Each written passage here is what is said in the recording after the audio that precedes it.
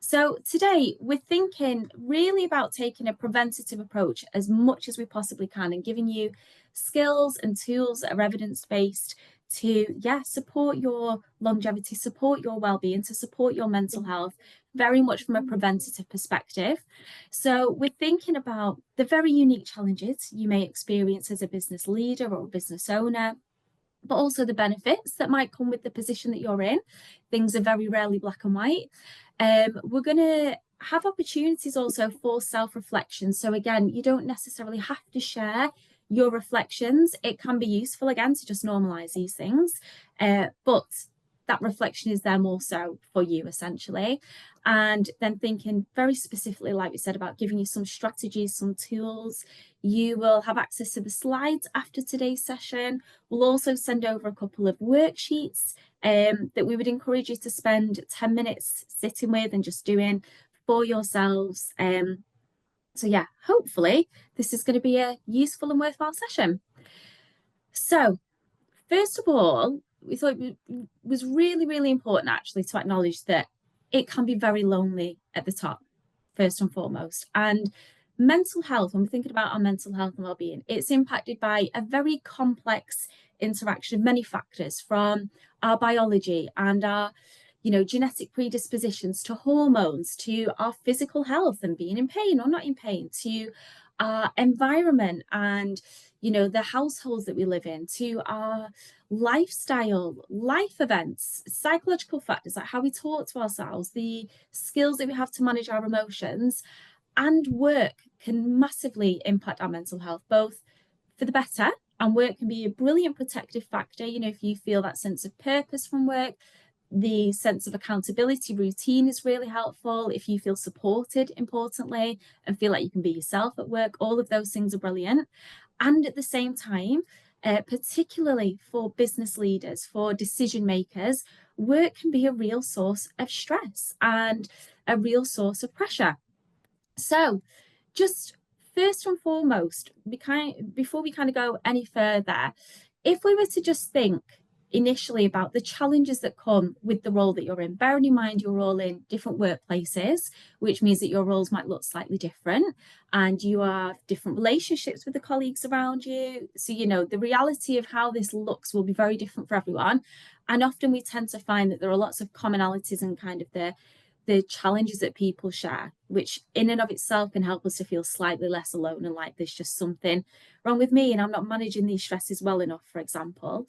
But if anyone feels comfortable to share, from your perspective, and there's no right or wrong here, what kind of factors about your role as a manager, as a business leader, as a business owner, do you think potentially, or at least have the potential to, negatively impact your mental health and well-being? And again, you can message us, myself or Rob, directly in the chat here, or you can just share in the chat.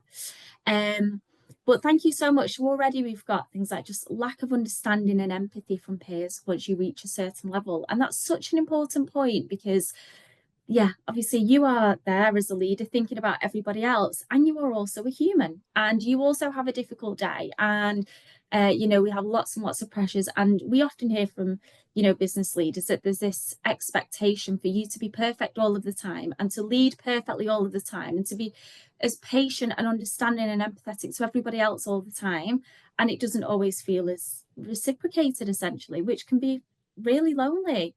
The demands that fall to you when others don't do their job correctly, absolutely. So just this constant problem solving, feeling like maybe you have organized your week really effectively or organized your day, and then depending on how well or how effectively other people have managed to do their job, and even things like staff sickness, just that default of everything kind of falling to you, and the constant firefighting, problem solving.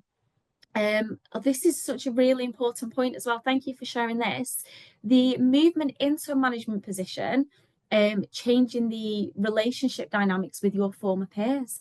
Absolutely, that's such an important and profound point, particularly if you've kind of been promoted internally.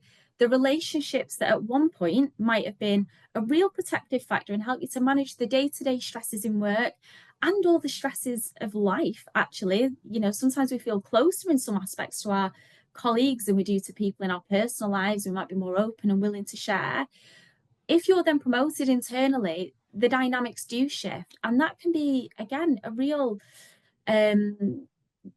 change and process for us to have to adapt to kind of emotionally. And that can change the way that work feels, how comfortable and safe we feel at work. It's a very, very real challenge. So thank you so much for sharing that. So yeah, whether it's things like, the relationship dynamics, competing priorities, a high workload, responsibility overload is something that we often hear, and feeling kind of sandwiched depending on your level of management and the position that you're in, kind of sometimes feeling sandwiched between lots of pressures from above to kind of cascade down, but then also pressures from the people that you manage, for example, to kind of make wider changes. There are many, many, many challenges that you all face day to day. And like we said, on the flip side of that, because nothing is ever black or white, there are many factors associated with your role that might bring benefits to your mental health and well-being. So if we were to ask you all again, is there anything about your role particularly, and again, it might be different for all of us, that you feel positively impacts your mental health and well-being? So again, this can be anything and everything from just even the routine, or just a sense of achievement for being in the position that you're in, as an example, just knowing that you have that position because you have put yourself out there and you have succeeded. That might be a nice reminder now and then of your achievements. We've got things like the ability to champion well-being and bring in new well-being strategies. Absolutely. So there's that ability to influence well-being, which is A, really, really rewarding. B, hopefully makes your life better also. And yeah, it can also just be empowering, feeling like you've got that ability to influence culture, essentially. The team around me in the office, again, people make such a real difference, and having structure and guidelines to jobs. So having clarity around your role can be a brilliant protective factor. Having autonomy and the power to make decisions, absolutely. So on the one hand, sometimes that might feel like lots of responsibility, and the exact same pressures, the exact same decisions that we have to make can be seen through the lens of, actually, I've got a real sense of autonomy here, and that might feel really, really empowering. So work can be brilliant for our mental health, whether it is that sense of achievement, whether it is the ability to influence things, whether it is just having a supportive team, being able to delegate and not have to do absolutely everything yourself. Like we said, it's, when we think about work, as much as at times maybe the stressors can feel like the most prominent factors, actually both things can be true at the same time. So when we think about mental health, first and foremost, it's important to understand that mental health difficulties don't just happen overnight. We don't kind of just get along and be doing absolutely great, and then all of a sudden one morning we wake up and we feel hopeless and lost, and we struggle to get out of bed, we struggle to eat, we feel disconnected from other people. There are typically early warning indicators, and again, these will look very, very different for everybody. But often these are things that we, again, as business leaders, managers with lots of responsibilities, these can be things that we minimize, that we ignore, that we dismiss, that we try to overlook because we're too busy. We don't have the time to deal with this, for example. And actually, rather than seeing the presence of these factors as a sign that something's wrong, we can really see it as information that actually my life as it looks isn't massively serving me, and the things that I can do, and the earlier we do these things, the better, can positively influence our outcomes, essentially. So, for example, early warning indicators, they're often physical actually in nature. When we think about mental health, people often think about emotions and how we're thinking about ourselves, how we're interacting with the world and behaving, and all of that is true. And often there are very physical warning signs and indicators. So whether that's things like getting tension headaches all the time, getting more migraines, muscle tension in your jaw, in your face, in your back, for example, feeling sick a lot, your toileting habits changing, your weight changing, your appetite changing, your energy levels changing. Maybe even after a week off, after lots of rest, you just still don't feel like you've got any energy or motivation. or you might feel absolutely full of energy and like there's no stopping you. Sleep often changes, whether that's, we struggle to fall asleep, stay asleep. Also, it can look like us delaying going to bed, delaying kind of being lay there with our own thoughts. We might procrastinate going to sleep, for example. Our mood might shift. So typically here we might start to notice that we have stronger emotions, maybe emotions that we don't want to have. So whether that's more anger, frustration, anxiety, feeling low, often also starting to feel a little bit out of control of those things. And so we might notice as well that we are starting to rely on other factors to start to shift that mood a little bit more. So whether that's alcohol, smoking, drugs, seeking attention elsewhere, seeking more reassurance than we would typically need, as just a few examples.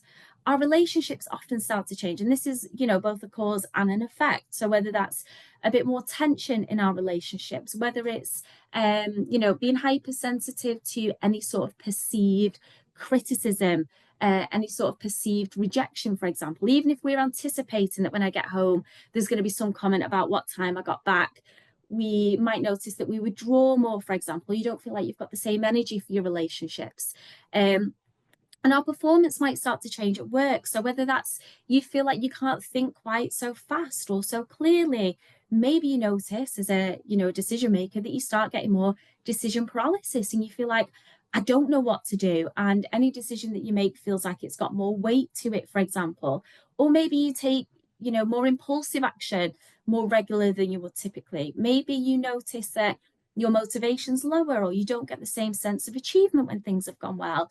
We might notice things like it's just harder to get out of bed to get to work, and maybe we miss work or we start missing deadlines when we're within work, for example. So like we said, it's going to look very, very different for everyone, but just first kind of opportunity for a bit of self-reflection, first and foremost, is to just kind of have a think about some of those things that we just touched on, whether it's the physical symptoms, whether it's changes in your relationship, whether it's changes to even your relationship to work and how you feel about your work and how you feel about your performance and how capable or competent you feel. Are there any kind of these early warning signs present in your life at the moment, essentially? Do we know what they are for us? Maybe we're brilliant at recognizing it in other people, and you are so invested in your teams that you recognize that, oh, such a body doesn't seem quite themselves today. They're coming in a little bit later more often than usual. They seem more tired. We're not always quite so aware of how these changes look within us. And like we said, it can be useful to just take a moment to reflect on actually, are any of these things present in my life at the moment? Because that's really, really useful information. Like we said, that, rather than seeing it as a sign that something's wrong, I'm not managing well enough, that's useful information that actually, for the sake of my longer term mental health and well-being, it might be worthwhile me thinking about making some sorts of changes. And again, it's going to look different for everyone. For me, I will notice that I get headaches a lot more and my appetite tends to suppress a little bit. I notice that my energy will tend to dip, if anything, and I can become more protective of that. So then we start to see changes socially, for example. And again, we can send some worksheets actually to kind of accompany this so that you can spend a little bit more time on your own after the session, just reflecting on, am I able to recognize on how things like stress and pressure affect me longer term? And while we're still as well as we can be, essentially, what kind of things might I benefit from thinking about changing to support me longer term? I'll So, give you a quick example of mine, Hayley. oh yeah, So brilliant. when things start to get a little bit pressured, a little bit tense with me, I've noticed that my neck shrinks and my shoulders come up. Oh, yes. And if I don't sort of nip it in the bud or recognize it early on, I can end up with very sort of quite tense, that kind of steel muscle in your Yeah, neck where you get the really knotty stuff. Yeah. And just it's a hunching, isn't it? I think it's yeah. deep down, it's some kind of defensive mechanism, isn't it?